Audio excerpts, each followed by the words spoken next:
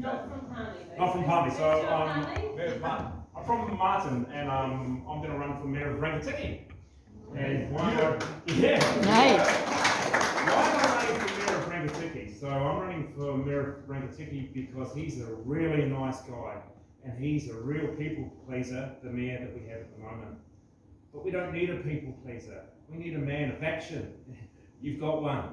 And so when it came to Three Waters, he just said, oh, well, it's a done deal, it's going to happen. And I asked him, well, what happens if we give our assets of the Three Waters to the government to look after? What's the guarantee that they won't be sold? He told me that 3 of them are prepped for sale already. No. Who's going to buy them? Not us. Do you think it's going to be China? I think it is. Whoever owns the water owns the country and will run us. And will run us into the ground, which we are so close to anyway. Food prices going through the roof and everything. I know this isn't council stuff, but you know, I just want to let you realise that I understand your problems because they're my problems too. You know, in my community, I don't know what about the Palmerston North or Manawatu area, but they're looking at a 7.5% increase in rates. Now, Rangitikei is the smallest catchment of people with one of the biggest areas. Now, I live in Martin, and our water is swamp water, pretty much. And if you filter it 4 times, it's almost drinkable. I still boil it. But you know, what are we going to do? We've got to make a stand. I love these guys, so I'm going to keep mine really short and sweet because I 100% agree with the 3 men who have already spoken. But if we don't make a stand and we don't push back, we're part of the problem. You know, and if we can succeed, even just getting 1 person in, I'm going to run on absolute honesty. So I'm going to run as a freedom fighter, freedom of speech. Now, there's a hate speech bill coming in at the moment. Now, I don't like hate speech. I don't like being called that I'm overweight or ugly or, you know, a man. Oh, gosh. You know, but if that's what you want to say to me, I mean, you just say it. I mean, as soon as you have a slippery slope of, oh, we're going to take this little portion of your speech out, it's a slippery slope. Just like the medics, oh, we're just going to give you 1 injection. They're looking at number 4 now, and they're trying to pass a bill so we can get number 4 into you. I am so dead against this vaccine.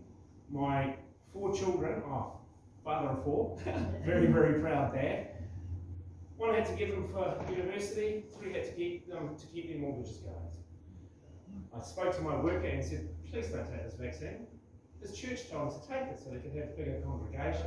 He's now got a bad heart. He's been to hospital 3 times, and his last letter was, we consider your case urgent, and if you don't hear from us in the next 4 months, contact us again.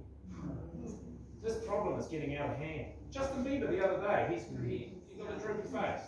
That's one of the side effects. Will they admit it? No, his girlfriend's got clots. Oh, that's fun. What a coincidence that 2 people in the front line have got these problems. Coincidence. My neighbour is in the fire brigade. I told him not to take the shot. He came up to me very proud and he says, I took the first shot, look at me. Oh, sweet. Took the second shot though, didn't tell me he took the second shot. I knew because he was an ambulance on his front drive. So I went over to the wife, I said, what's wrong? We don't know. So I went over the next day. What's wrong? Oh, he's in ICU 4 days, permanently deaf in 1 ear, off work for 8 weeks, and is now due his booster because he got swelling of the brain. His daughter didn't turn up on that day, who was a trainee nurse. He could even recognise his own daughter. He would have died. My other neighbour just down the corner, is this a coincidence? Teacher, got the first shot, with a heart problem. Second shot, her doctor said, please don't take the 3rd, it'll kill you. Thank God the doctor stood up. So why are we fighting? We're not just fighting for the council, we're fighting, this is lives. a people thing, and this is what the council has got so far away from, is their people. As Glenn said, we've marched out there, we've even stood out in the front with our megaphones in the wind, yelling at them. We had 1 person came out and took a little video of us, and she went like this, because she was a freedom fighter in the council. But not 1 other person came down to acknowledge us.